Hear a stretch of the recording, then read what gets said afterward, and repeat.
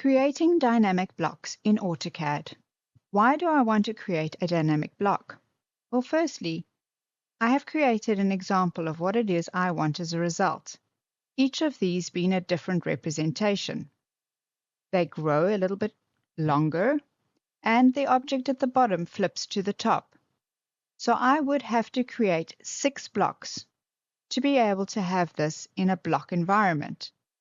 But what I ideally want to do is have one block that represents everything I want to see here.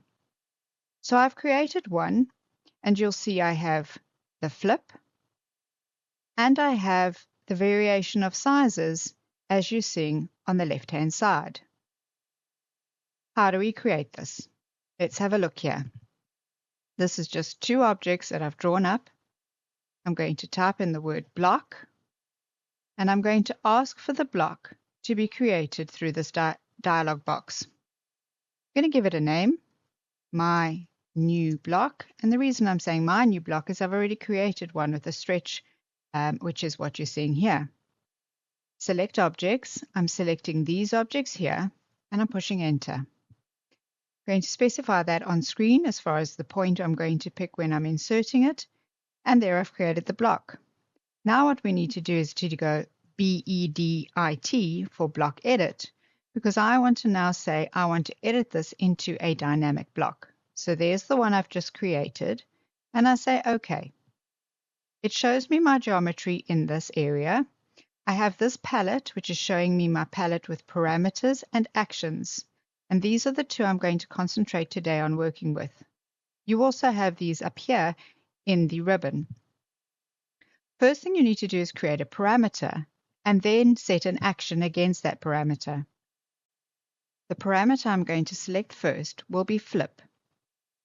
It's going to ask me for a base point or reflection line. I'm selecting the midpoint over here and the second point for that line here. It then asks me to place this flip state. I'm going to place the flip state name here, and you'll see that I get this arrow. The action I then want to place on top of that is flip. It's asking me to select the parameter, so I select the name I've just created. It's then asking for the select object. I select this object as this is the object I wish to flip up and down. I then enter. Now what I'm looking to do is go back to parameters and add a lineal parameter, selecting the end of this point and the end of this point, and clicking this down. I'm now going to go and say action. In this case, stretch. I select the parameter distance that I've just created, and it's asking me for a start point. Because I want to start it on this side, I'm going to say this is my start point. I'm placing down a crossing window over this area to include the parameter and the object. And here I will select the object and enter. When I click on this parameter, you will see in the dialog box, it has the option here of saying number of grips. In this case, I could stretch this from left and from the right. I only want to stretch it from the right. So I'm changing this grip to 1, and you'll notice that this grip has been removed.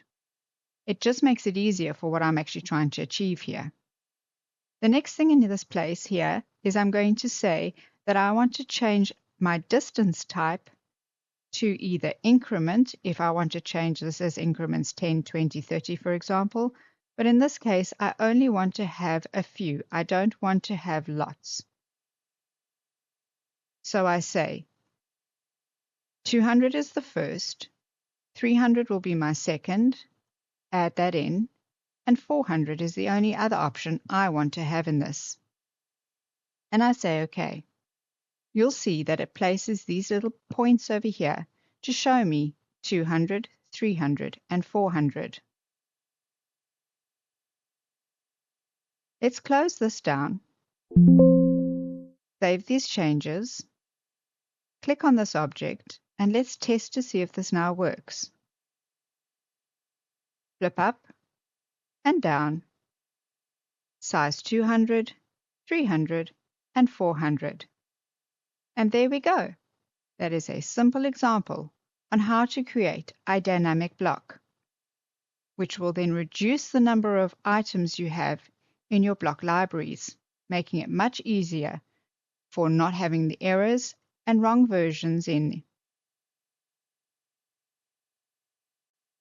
What is also good to know that if we request the tool palette by typing the word tool and requesting here tool palette, you will see under the architectural and mechanical, electrical, etc., but under architectural, under metric, in this case I'm using metric, you have already preset dynamic blocks. Let's have a look at how powerful these can actually be. If I drag and drop this toilet over here and just move this dialog box out my way, you will see this has the flip and the handle is moving from left to right. But with visual states, you also have the ability to choose a different look or variation of this: front, elongated,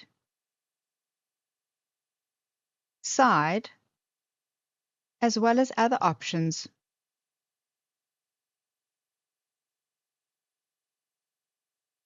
And I'll just go through and click on them so you can see. So you really can go through and add a lot of information.